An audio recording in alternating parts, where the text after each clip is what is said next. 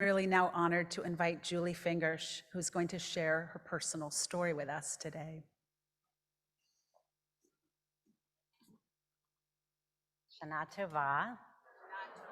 How's the hair? As I beat it into a pulp this morning, the fire alarm almost went off. So this morning, I said to Dave, well, I really hope I don't fall apart, and because I'd really like to not. And he was like, it's okay if you fall apart. And I was like, but I'd rather not. And he said, but Arthur Brooks says we connect through our weakness. So hopefully we'll do that today, and I won't just keel over. So also, hi, Dan, and we really miss you. I came to California giddy. It was 1999, and our plan was to move from Boston for my husband's fellowship at UCSF. What could be better than moving to San Francisco for a year? I was giddy about living in a place so fabulous and new, and giddy about exploring the West Coast with Dave and Jessie, our 1.5-year-old daughter. But in some private, hushed recess of my mind, I was most looking forward to something else. A slate wiped clean, a world where no one knew about Danny. Danny was my little brother. He still is, somewhere in the universe, or at least that's what I want to believe. My mom and I like to think we hear him in the wind, or whenever a dragonfly whirls by, a sign from the day of his funeral, when dragonflies inexplicably covered our window screens. These days, I bring Danny into the conversation, but it's always a conscious decision and always a hard one. You see, for decades, I sealed Danny's story off from the rest of my life. He was a painfully private secret that no one should be burdened to know. Growing up, we weren't the kind of family who had dark secrets. We were the people in insurance commercials, a happy family of 5. Danny was the youngest of us 3, a beautiful boy with a messy mop of chocolate brown hair, a shy smile, and a deep intelligence. He was a noticer. His planet-wide brown eyes saw past people's words and took everything in. Our childhood was wrapped in love and play.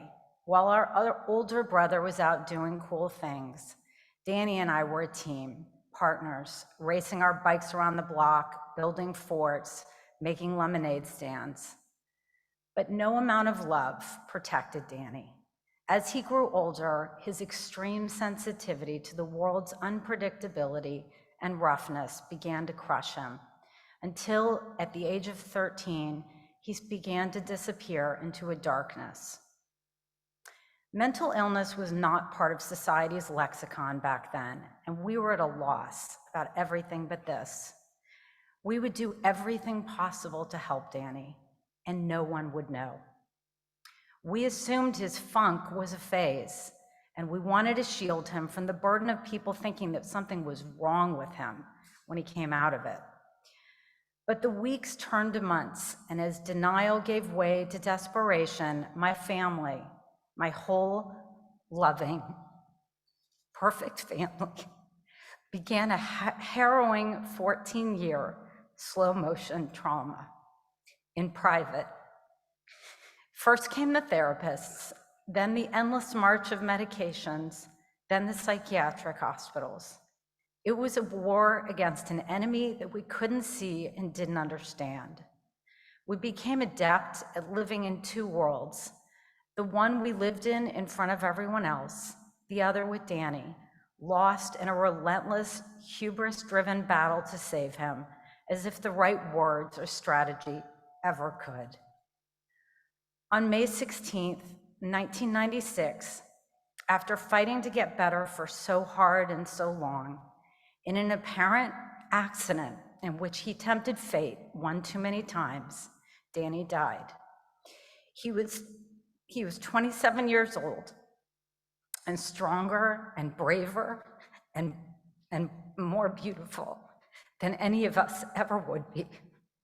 Along with the grief and despair of losing him, the cost of our silence came home to roost.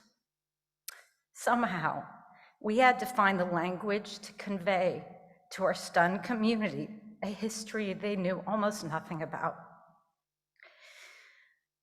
And so coming to California in 1999 was a welcome reprieve.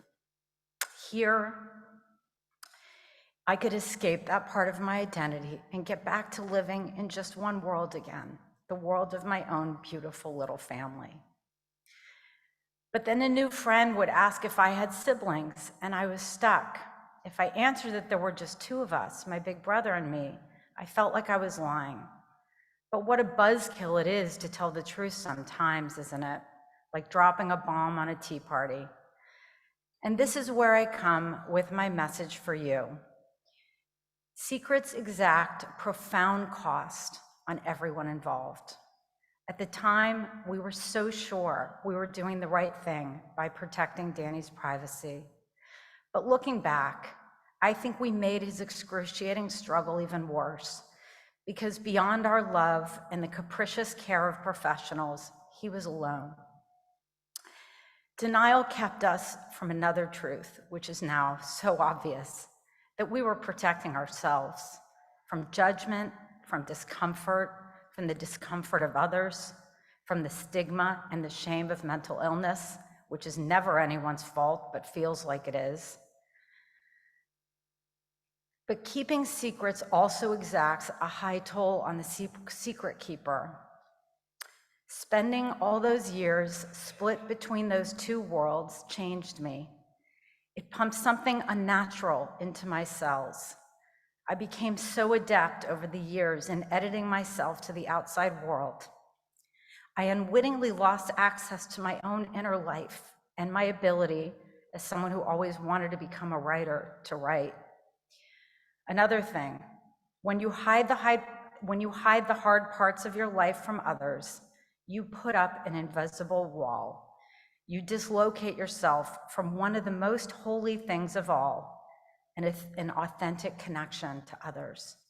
Because honesty is the fastest path to human connection and healing. We live in a world where it's easy to curate a certain version of ourselves, to build a brand of choice. But brands don't really work, do they? Brands don't allow for the truth and complexity of who we really are. Trauma and illness, medical or mental, shapes us. I was 18 when Danny first got sick. His illness and death changed the trajectory of my life. Today, as much as I still love being with people and am an extrovert, those years drained my well permanently on some level, leaving me with a limited bandwidth for relationships and a constant yearning for quiet and space. Today, I know I am part of who I would have been, some ways for the better and some ways for the worse. I'm still learning to accept that that's okay, that that's me, part of my whole story, and to be okay with it even when others sometimes aren't. Dave's one-year fellowship in the Bay Area turned into 23 years, and baby Jessie is now 24 with a 20-year-old brother, Sam. But it's only been recently, in the last 5 years, as I've practiced telling the truth in the writing of a memoir, that I've learned to stop keeping secrets. In sharing the truth, I now believe I honor Danny's strength and courage and pain and my family's. I also honor the fight of untold millions of others who struggle with their mental health or those of their loved ones. Last December, the US Surgeon General, Dr. Vivek Murthy, declared that our nation's youth are in a mental health crisis of epic proportions that's only been escalated by the pandemic. I think about all those kids, so many of them in our community. I wonder about how many of them, how many of you and their families are suffering quietly, as my family did, in an isolation that only increases the pain. So, if you're keeping secrets from yourself or the world around you, ask yourself why. Who are you keeping them for? What is the cost of your silence to those you think you're trying to protect? And what is the spiritual and psychological cost to you in editing those stories out of your life? At the High Holy Days, we are called upon to practice teshuvah, which means return, to return to our authentic self, to our whole truthful self. In this year of 5783, may I and we find the courage to embrace our full story and selves so we can live a life that is honest and whole. Shana Tova.